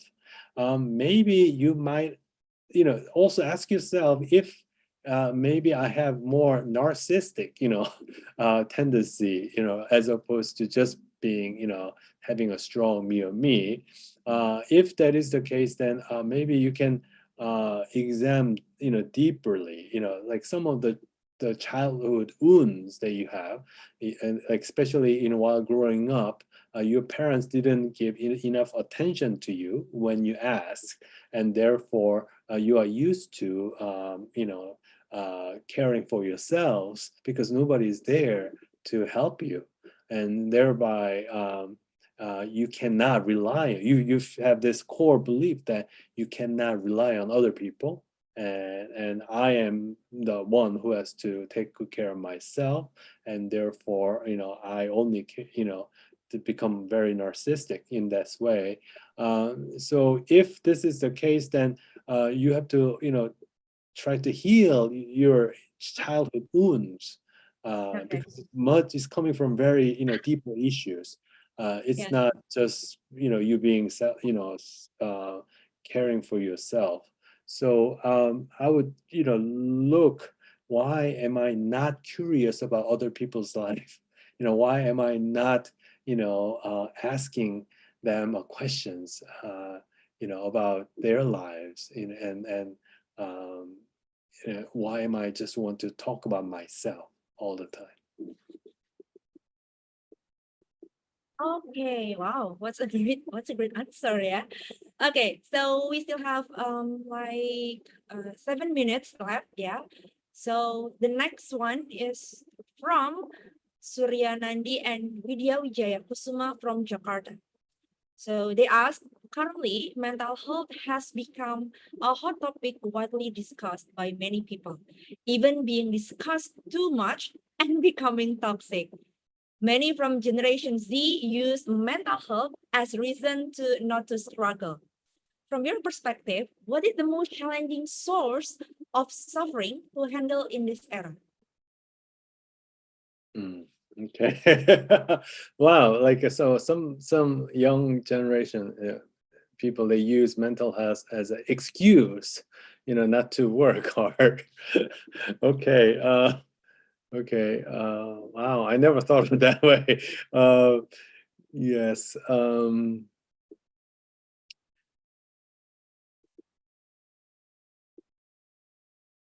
I think it's important, to distinguish between whether I am being responsible for my own, choice and my own, my own, especially my choice, and versus I feel like a victim and I don't want to, do anything, and the world has to change, for me, for these people, they don't want to take any responsibility, and because they don't want to take any responsibility, they expect others to change for them, right? They want company to change the policy for them, they want other coworkers to change their working, behavior to suit their own particular needs. But the thing is, if you have this kind of, tendency to, asking others to change to satisfy their own need, the thing is, the world will not change for them easily. The company will not change the policy just so that the newly recruited person to feel happy. So if you continue with this kind of mindset, that is, I don't do, I'm not the problem, the world is problem, then you will continue to feel very negative and unhappy and feel like a victim. But once you say, yes, my life, I choose my own, make my own choice. It was my choice to come to this company, right? And then, of course, it has some good things, and of course, it has some, difficult things. But it was my choice nonetheless. Therefore, I'm willing to accept both, and I'm willing to work with both. That is, good things and also challenging things. And then because I made that decisions, I am not the victim. I can do things. I can change it. At worst situation, if I really don't like it, I will choose to quit, from this job. And because I get to, I have to be responsible for my own life. And rather than waiting other people to make things, perfect for me, I decide, what to do. And that also includes I'm willing to work. I am becoming responsible for my own actions, my own choice. And this choice always comes with, both good and, challenging side. It is inevitable. We cannot just have all the good things.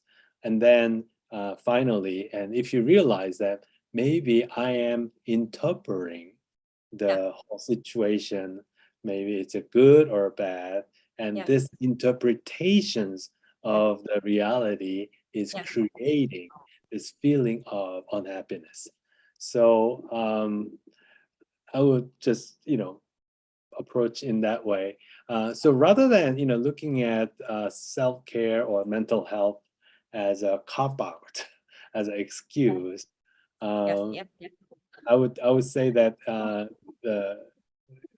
just go look deeper and become responsible for your own actions and stop living like a victim. Okay, so this is the very last question for tonight. It comes from S2 from Yogyakarta. I'm taking care of my mom who is battling her grade 3 cancer. Personally, it's always challenging to find peace when my mind is full of thoughts about the pain my mom is facing ahead since the cancer keeps spreading. We are still trying our best. She's having her third, she is having her third chemo cycle soon, but still the fear keeps coming.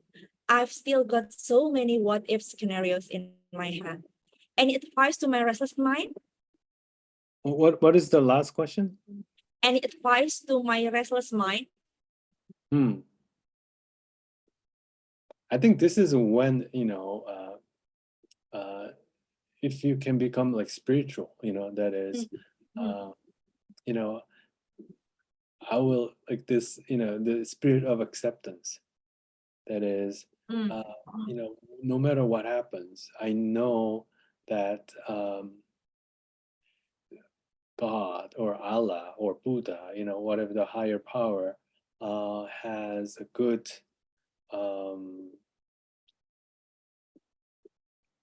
no matter what happens, my mom will be okay. Yeah, because I believe that we as a human being, at some point we will, have illness and will die. It's inevitable. But we as a spirit, we will be okay. Yeah. This is when like real your religious practice, your spiritual practice can actually help you in that way. So I would have this confidence in a strong belief in Allah or God. You are in good hands. Even if the cancer becomes worse, I am willing to accept it. Yeah, it is like you are resisting, and that's why you feel very you are suffering. But you say, I don't know what will happen. Maybe my mom will recover completely, or maybe it will get worse and worse. No matter what happens, I trust Allah, and I know that Allah will take care of my mother. You know what I mean? And from that, the deep faith, and there's unshakable, trust, and that can help you to sustain in this very difficult time. And also at the same time, if you are taking care of your mother, you also ask if you have a siblings, if they can take turn so that you have some resting time, right? Like, it's very important that you take good care of yourselves while taking care of your mother, because oftentimes I saw, some cases where after your mom passes away, or any like your parents pass away, then you ended up developing illness because you didn't take good care of yourself while taking care of other people. So I think it's vital that you ask for other people's help. That is your siblings or your other, maybe your mom has a younger sisters or your neighbor or somebody, ask for other people's to come and give you some break time so that you can meet your friends. Yeah, you do some enjoyable things that you do. If you love to walk around in nature, those time, those 3-4 hours for yourself, do those things. You don't have to just be a full-time caretaker. You are a caretaker, but also you are allowed to enjoy life. Meeting your friends, going to movies, listening to your favorite music, exercise, savoring good food, all of that is, allowed. So when you become happier, and then you can go back and take better care of your mother. My God, thank you so much, Mr. Sunim, and I wish your mom get well soon for your mom, yeah. To your mom, yeah. S2. Okay, so that marks the last question of our Q&A session. Thank you so much to everyone who asked such engaging questions. Thank you so much for joining us today. So before we close, as a wrap up, Mr. Haemin Sunim, do you have any final thoughts or remarks you'd like to share to our audience? I'm really grateful for this opportunity. I only, saw my, like people who love my books only on my Instagram or something. So, but being able to see them and receiving these questions, it means so much to me, and I feel genuinely really grateful. And I'm so thankful that you guys are reading my books and connecting with some of the messages that I have. And so may you be happy, and may you be healthy. May you be always protected wherever you go. Thank you so much, Mr. Haemin Sunim. I wish we can meet up in Indonesia, yeah, sometimes. Yeah, me too. Yeah, I hope somebody invites me. All right. Okay. Okay, thank you. Goodbye, Mr. Sunim. Good evening. Okay, so I will give back our session to our lovely MC, Rebecca. Over to you. All right. Thank you so much, Kahestia. And thank you so much, Mr. Sunim, for inspiring us. May you be healthy as well. And now, after listening to the discussions and to all the questions that are so inspiring and it's so moving, we will announce the 2 best questioners who will receive special gifts from Penguin Random House and periplus.com. I will invite my friend Batika to also announce who the winner are for the special gifts. All right, for the top 2 winner, the first one is the one who asked about differentiating between mental health and being a victim. So those are Surya Nandi from Jakarta and Widya Wijaya Kusuma Putri. Woo! Congratulations to you guys. That was such a moving questions. For the winners, thank you so much, Batika, for also helping us to pick who the winners are. For those who won, you guys can get the special gifts through the WhatsApp and email. So make sure that the contact that you've sent us filled in the register is the correct number or the correct email, so we can contact you further. Okay, thank you so much, and thank you, Batika, for helping announce this winners. Thank you so much. And now we want to take a second to take a photo together with all the people who can turn on their camera. Please turn on their camera. We would love to take the photo together to commemorate this evening. Okay, the first photo. 1, 2, and 3. The first photo. And then I'll pick the second photo. Wait. Wait. Gallery. Okay, 1, 2, 3. Thank you. All right. Thank you so much, Mas Nugi. Thank you so much, guys, for attending this. Please remember to pick up a copy of Haemin Sunim's latest book, When Things Don't Go Your Way, from Penguin Random House. It's available at your nearest Periplus bookstore and on Periplus official online shop at your favorite e-commerce. I hope you guys stay healthy. Thank you once again and have a restful evening, everyone. See you at the next event with Periplus Bookstore. Bye. Bye. Thank you.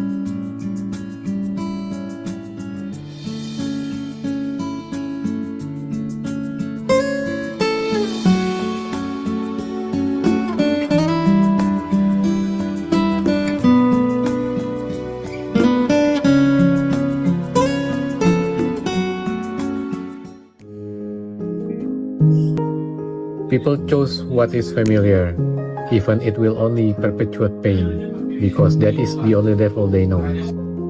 When we allow ourselves a deep rest, our minds grow tranquil as if empty. When we must work, the tranquil mind awakens and gives birth to new thoughts. In the process of getting close to people, you are bound to have some disagreement with them. Rather than running away at the first sign of conflict, talk about the disagreement and try to reconcile the differences. If you do, your relationship will take deeper roots. Halo Pak, sore Pak. Gimana? Bapak kayaknya lagi baca bukunya Haemin Sunim ya? Oh iya, kebetulan karena tadi habis meeting Mas. Spill dikit dong. Menurut saya bagus sekali Mas untuk kita baca di masa sekarang ini di mana kita itu sibuk semua ya. Ini buku ini menjadi semacam oase. Justru ketika baca ini kita jadi benar ya, kehidupan itu harus direfleksikan. Kehidupan itu tidak harus terburu-buru terus. Kita tetap harus berhenti sejenak supaya kita kita bisa menemukan makna dalam apa yang kita lakukan. Itu yang menurut saya ini penting sekali. Di dalam buku ini jelas-jelas itu digali dengan bahasa yang sederhana. Nah, selain itu juga kita menemukan kebahagiaan sejati ya dalam kehidupan ini. Dengan melihat banyak hal yang sudah kita lakukan, hasilnya bagaimana kita menikmati, baik menikmati waktu dan sebagainya ya. Kita di sini saya menemukan juga bagaimana kita memahami cinta sejati. Cinta sejati itu bukan sesuatu yang kemudian datang tiba-tiba, bahwa kita perlu menyadari itu di dalam diri kita juga. Cinta sejati, bagaimana kita mencintai diri kita sendiri, bagaimana kita mencintai hal-hal sederhana yang kita lakukan. Bahkan saya mencintai waktu di mana antara meeting dan meeting lah, saya lupa, tapi kira-kira dia mengatakan begini, when you are stressed, it's best to rest. Menurut saya ini sesuatu yang luar biasa. Kita istirahat itu bukan menghabiskan waktu. Thank you ya Pak, makasih loh. Sama-sama. Untuk spill tipisnya ya. Sama-sama itu. Sama sore. Sampai jumpa Pak ya. Hey book pals, here's my question of the day. What are you currently reading? Here's what I'm currently reading.